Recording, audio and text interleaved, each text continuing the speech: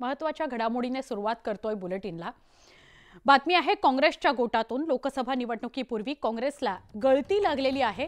मुंबईत मिलिंद देवरांपाठोपाठ माजी मंत्री बाबा सिद्दीकींनी पक्षाला रामराम केला। काँग्रेस पक्षाला हा मोठा धक्का मानला जातो आहे। मिलिंद देवरांनंतर बाबा सिद्दीकी यांनी काँग्रेस पक्षाला रामराम केलेला आहे। काँग्रेसला आणखी एक धक्का, बाबा सिद्दीकींनी सोडला हात। निवडणुकीपूर्वी काँग्रेसला गळती। मुंबईतील काँग्रेसचे माजी आमदार बाबा सिद्दीकींनी गुरुवारी पक्षाचा राजीनामा दिला। सोशल मीडियावर एक पोस्ट करत त्यांनी ही माहिती दिली आहे। तरुण वयात मी काँग्रेस पक्षात सामील झालो होतो। गेली 48 वर्ष हा एक महत्त्वाचा प्रवास आहे। आज मी भारतीय राष्ट्रीय काँग्रेस पक्षाच्या प्राथमिक सदस्यत्वाचा राजीनामा देतोय। माझ्याकडे सांगण्यासारखं बरंच काही आहे, पण ते म्हणतात ना, काही गोष्टी न सांगितलेल्याच बऱ्या। या प्रवासात सहभागी झालेल्या सर्वांचे मी आभार मानतो, अशी पोस्ट सिद्दीकींनी सोशल मीडियावर शेअर केली। काहीतरी कारण होणार त्यासाठी मी रिजाइन केलेला आहे। मी माझ्या ट्वीटला सांगितलं आहे की कुछ चीजें ऐसी होती है जो ना कहा जाए। So it was going on for a long time आणि मी डिसिजन घेतले आहे आणि गुड लक टू काँग्रेस।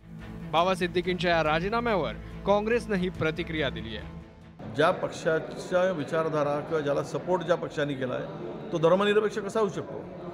कोणी जर अजितदादाचा पक्ष धर्मनिरपेक्ष आहे असं जर विचार करत असतील, मानत असतील, तर मात्र तो स्वतःची फसगत करतोय, समाजाची दिशाभूल करतोय, समाजाला फसवतोय आणि समाजाला फसवणाऱ्याला समाज कधी माफ करत नाही।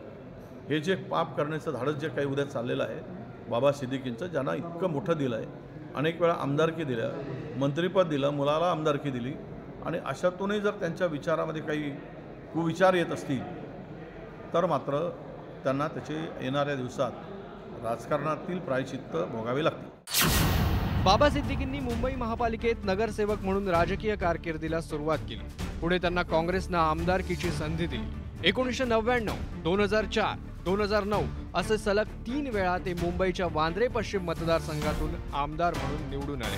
दरम्यान काँग्रेस आणि राष्ट्रवादी काँग्रेस आघाडीच्या सत्तेत त्यांना राज्यमंत्रीपदाची संधीही मिळाली होती। बाबा सिद्दीकी हे अजित पवारांच्या नेतृत्वातील राष्ट्रवादी काँग्रेसमध्ये प्रवेश करणार असल्याची चर्चा होती। खासदार संजय राऊतांनी काही दिवसांपूर्वीच हे भाकीत केलं होतं। गेल्या काही दिवसांपासून सिद्दीकी काँग्रेसमधून बाहेर पडणार असल्याची राजकीय वर्तुळात चर्चा होती। त्यावर अखेर शिक्कामोर्तब झालाय। खरं तर काही दिवसांपूर्वीच माजी खासदार मिलिंद देवरांनी काँग्रेसची काडीमोड घेत शिंदेंच्या नेतृत्वातील शिवसेनेत प्रवेश केला। त्यानंतर आता सिद्दीकींनीही काँग्रेसचा हात सोडलाय। आता त्यांचे पुत्र काँग्रेस आमदार झिशान सिद्दीकी कोणता निर्णय घेतात याकडेच सगळ्यांचं लक्ष लागलंय।